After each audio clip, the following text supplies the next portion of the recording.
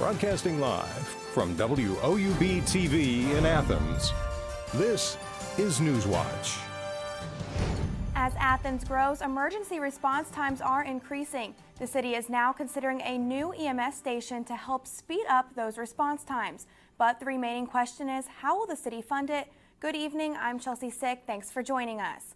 Depending on traffic and road conditions, it can take an ambulance up to 25 minutes to get from one side of Athens to the other. This could mean the difference between life and death for those needing emergency help.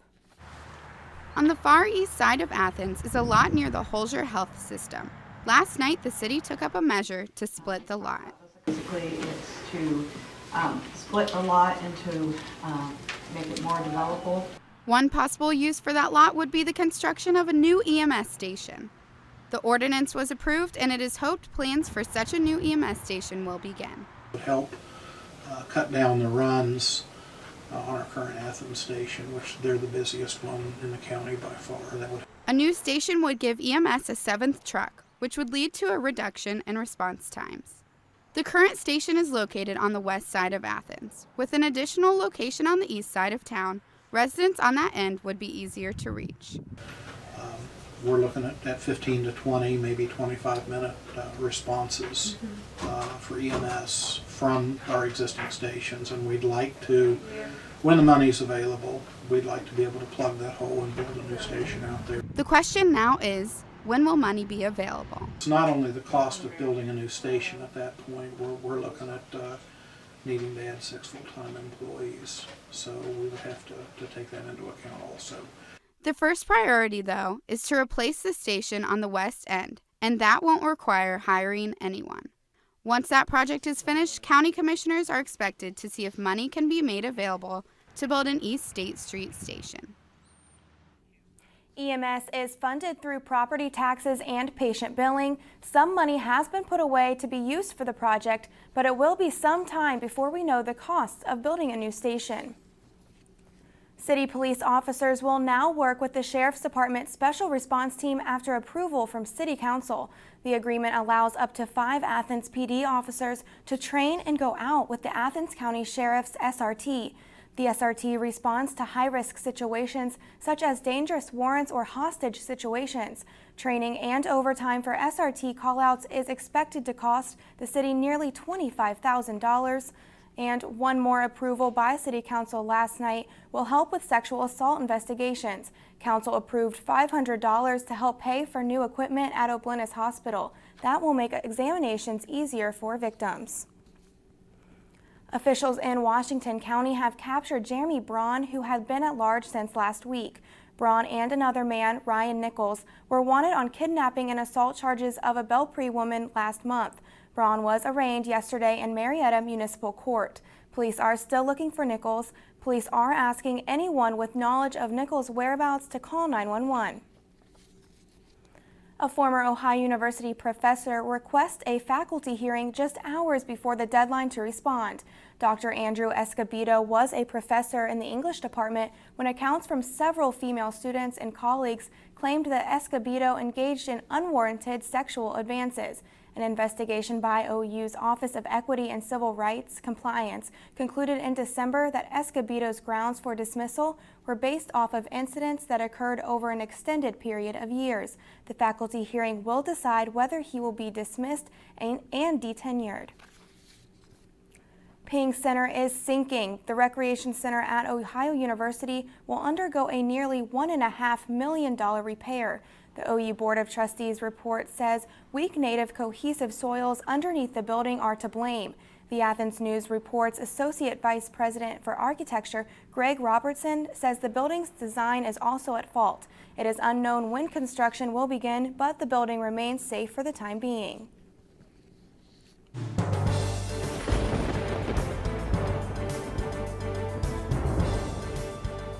Good evening and welcome to the Newswatch Weather Center. I'm Jenny Garacki. Currently here in Athens, we are at a lovely 66 degrees under mostly cloudy skies. But looking at the winds, they're from the southwest at 16 miles an hour. Earlier on in the day, we were seeing winds in excess of 20 to 25 miles an hour with gusts even up as high as 30 miles per hour, which would make the temperature seem cooler than what it really was outside. and especially since the sun wasn't out earlier, it definitely was cooler. Looking at the region, we currently see where the cooler temperatures are, it's much more cloudier in the north, but as we go farther south, the sun is starting to peak out, which are allowing temperatures to increase with 69 in Ironton and 71 in Ripley. But as we go through the night, we will see the temps fall back into the upper 40s with 60 at 8, 52 at midnight, and 47 at 4, making it a very pleasant evening to go out. You won't need the umbrella because there is no chance of rain. All right, thanks, Jenny.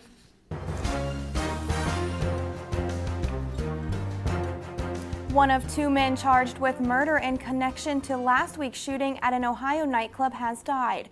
According to his attorney, DeAndre Davis was taken off life support this morning. Davis was one of the 17 people shot at the Cameo Club last week. It's the worst shooting incident in Cincinnati history. Davis's family has asked his attorney to continue to fight the murder charges and try to clear his name. Residents of West Virginia will pay less in interest on court judgments starting next year. This comes under a new law signed by Governor Jim Justice. The measure was approved by the House and Senate and will set the rate above the annually set Federal Reserve rate. The new range of rates will be less than what it previously was, with a new minimum of 4% and a new maximum of 9%.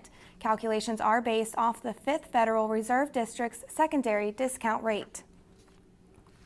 Governor John Kasich will deliver his next-to-last State of the State address in Sandusky tonight.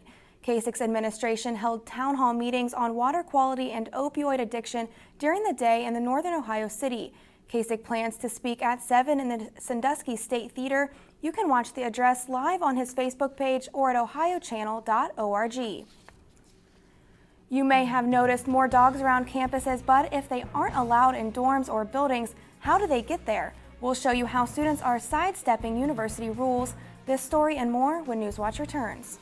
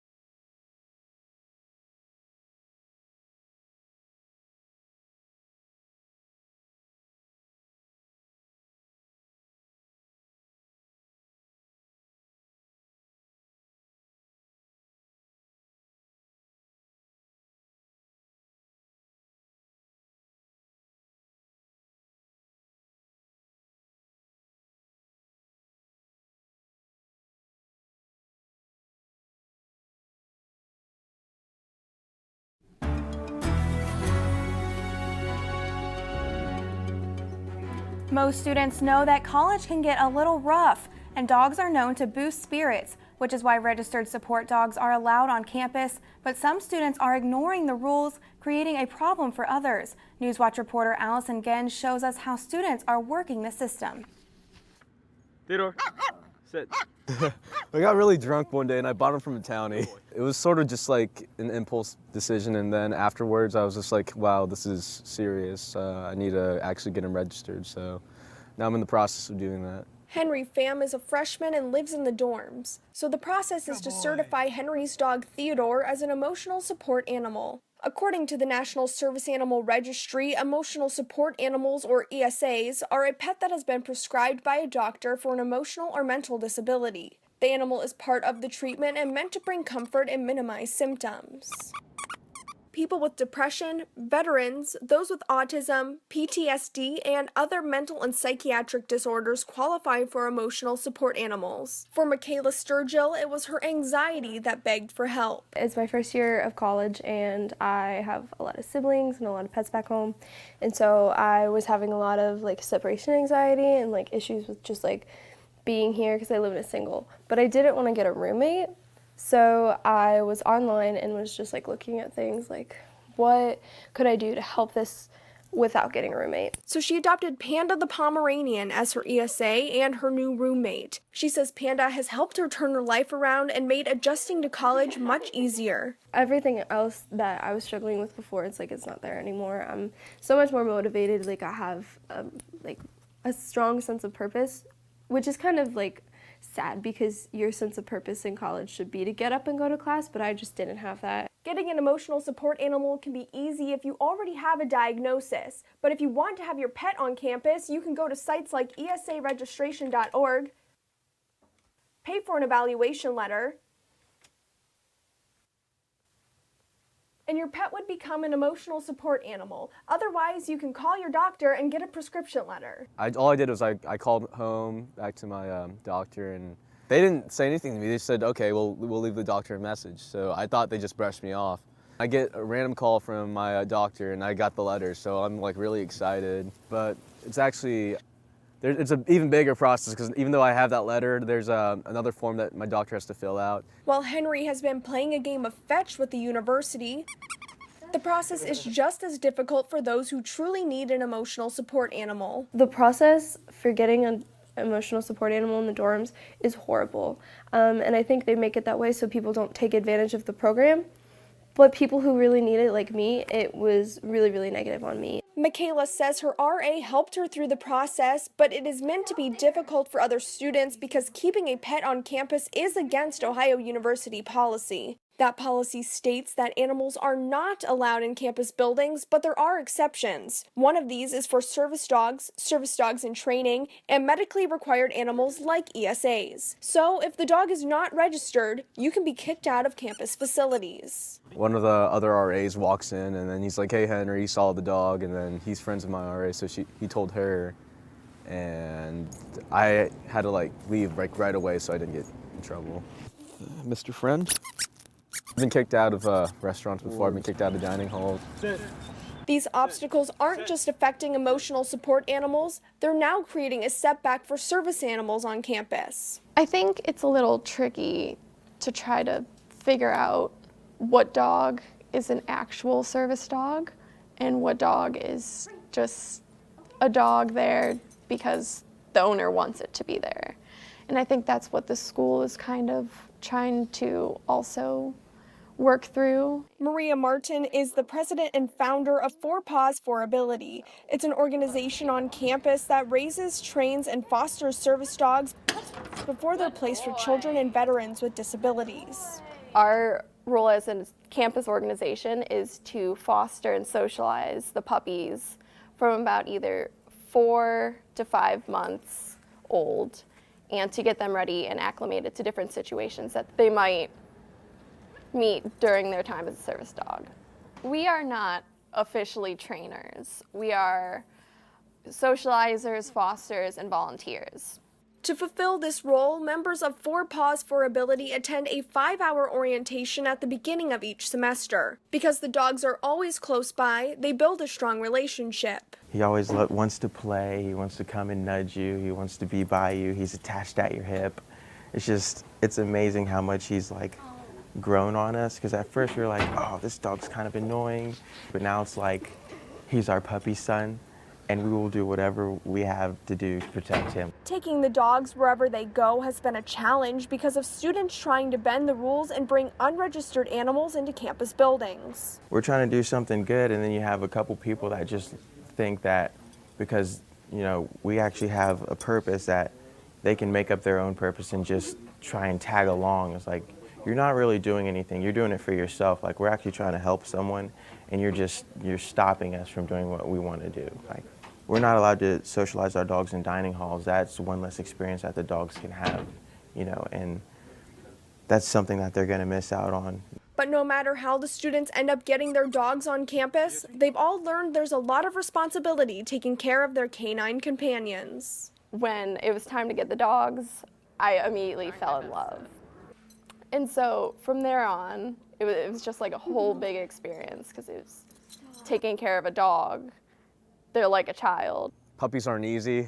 Potty training sucks. You're gonna lose a lot of wires. He's gonna chew up all your stuff, but it definitely teaches you responsibility. I think the hardest part is making time for her. Because when I got her, I was like thinking about how busy I always am, or like my friends want to go out, but I can't leave her for 4 hours. Taking care of him has been a big responsibility. It's definitely helped me mature a lot, because before I was just like, oh, I just need to take care of myself and, you know, make sure I have my responsibilities in order. So it's not just about me anymore, it's about us. Demand for these emotional support animals on campus is increasing. According to Student Accessibility Services, there were 5 registered ESAs on OU's campus as of last January. Now there are 31. On Wall Street today, stocks were mostly up. Here's a look at stocks of local interest.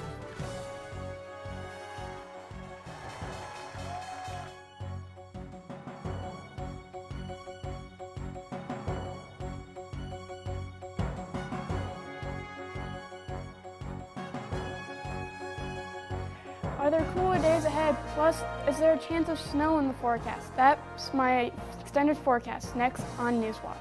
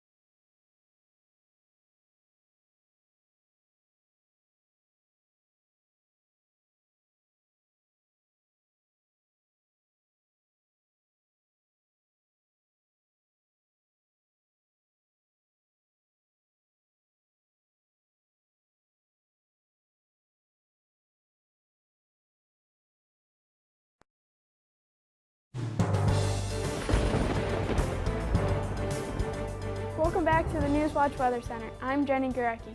Currently here in Athens, we are at a wonderful 66 degrees under mostly cloudy skies. Thanks to the sun coming out later on this afternoon, we were able to warm up to the current temperature that we are today. Looking around the region, we see that we are much cooler in the northern counties with 60 in Columbus as well as Newark. But as we move farther south, we see we're at 69 in Ironton and 71 in Ripley, thanks to the sun coming out in the southern counties. We officially reached a high of 66 here in Athens with a low of 55. But as you see, our normal high is around 56, which is where our low was this morning. So obviously our low temperatures are way above average for this time of year. Going throughout the night, we will see lows dip down into the upper 40s with 60 at 8, 52 at midnight, and 47 at around 4 o'clock. So it will be a very nice, pleasant night to go out and have fun.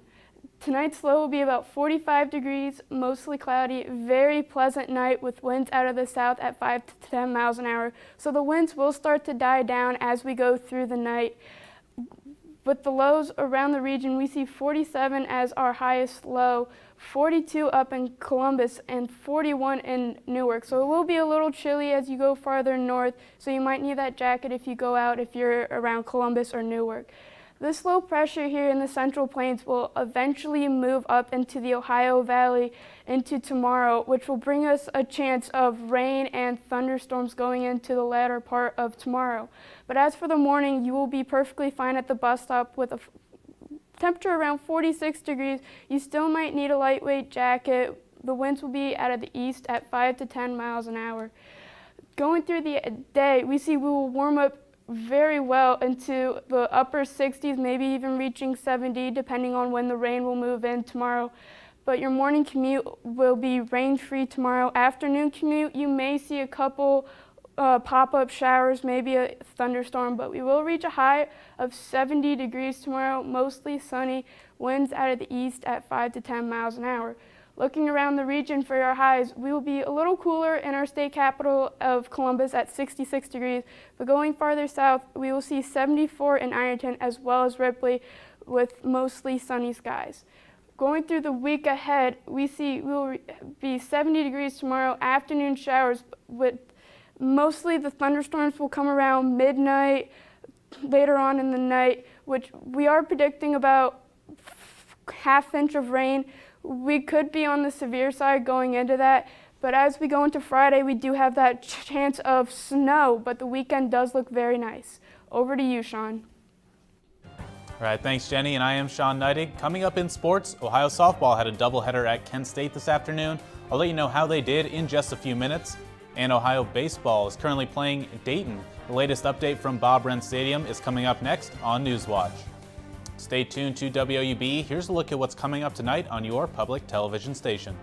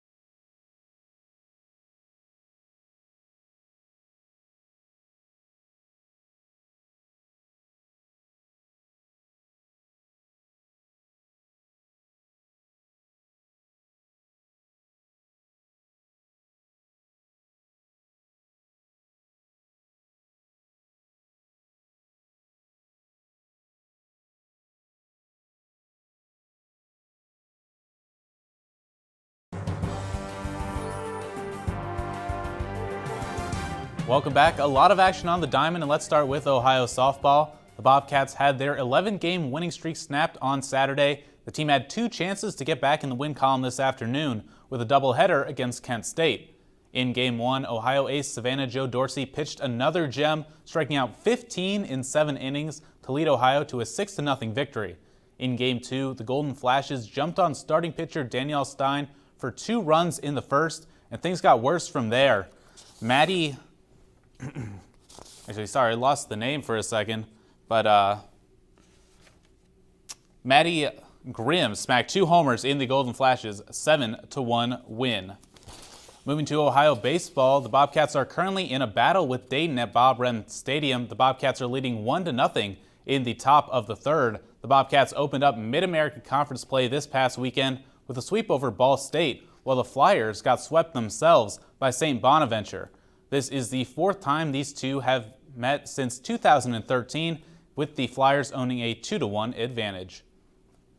Opening day in Major League Baseball may have technically been Sunday, but the majority of teams got their season started yesterday, including the Cleveland Indians. They opened the season in the Lone Star State, taking on the Texas Rangers and old friend Mike Napoli.